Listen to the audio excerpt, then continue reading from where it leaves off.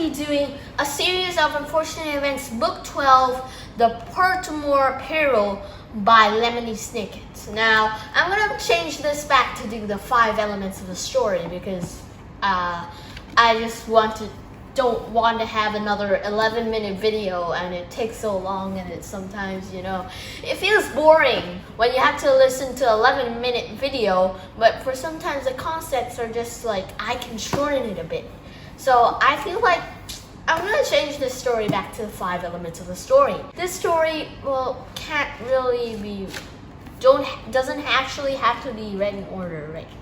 Let me find where it tells you where you don't have to, not a chapter.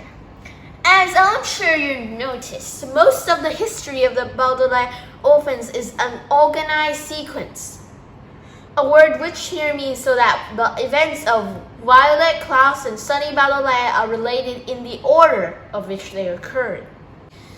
In the case of the next 3 chapters, however, the story is organized simultaneously, which means you do not have to read the chapters in order in which they appear. In chapter 4, you may find the story of Violet Baudelaire's journey up to the rooftop sunbathing salon and the unpleasant conversation she had occasion to overhear. In chapter 5, you may read about Klaus's experience with certain members of the lumber industry from Book 4, and a sinister plot that was devised in front of his nose. And in chapter 6, you may see the result of my research into Sunny's dreadful visit to room 371 and to a mysterious restaurant located on the 9th story. But because all of them occurred at the same time, you need not to read the chapters in the sequence 4, 5, 6, but you can read them in any order you choose. Or, more sensibly, you can skip all 3 chapters along with the 7 chapters that follow them and find some sequential or simultaneous thing which to occupy your time, which you don't do the last paragraph. Because I wrote the last paragraph long. Now, of course, you heard like 1 minute of me reading, not a chapter. So, the introduction introduces to the Baudelaire's new work. They're gonna act like congruents, which are hotel workers, and they had to spot out who here is actually noble and who here is an imposter.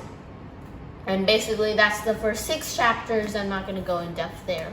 And then after that, there's in the rising action, or where things build up to the climax, we start seeing a plan to get the sugar bowl.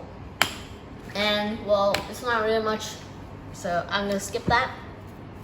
The climax is where we get introduced to Dewey Denominate, who is a sub librarian who keeps notes on everything and knows the secret of the sugar bowl and knows where the sugar bowl actually is.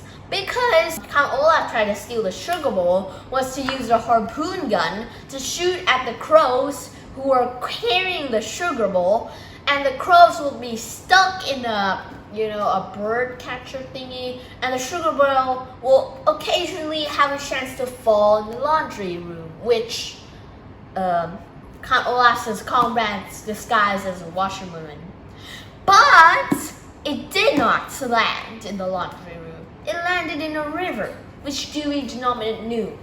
So Denominate was killed, and no one actually knew who was the sugar bowl was, because Dewey Denominate made Count Olaf angry, and then for some reason it caused for Count Olaf and Esme to break up.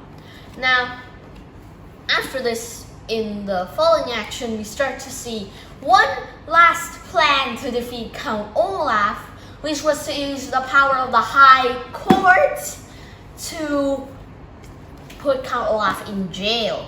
But 2 members of the High Court, for some reason, were bad people who were even more bad than Count Olaf. The man with hair but no beard, and the woman with beard but no hair.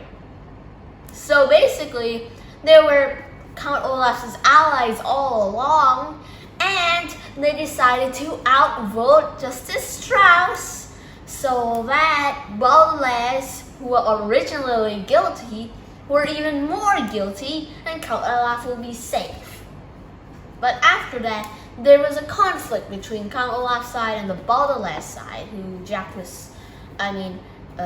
Jerome Squalor decided to try and help the Baudelaires, and some people decided to help Count Olaf, which resulted in Count Olaf deciding to burn the hotel down.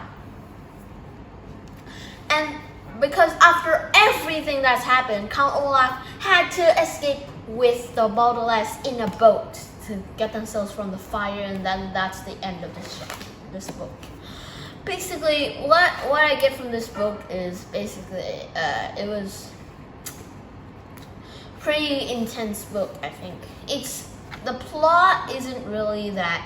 You can't really explain the whole story except if you have to read the story out loud, because there's a lot of things in the plot where I think it's pretty intense in this book, and I think it really pictures us of what happens to the Baudelaires. If you like this book and if you like this video, give it a like, subscribe, watch my other videos, and bye!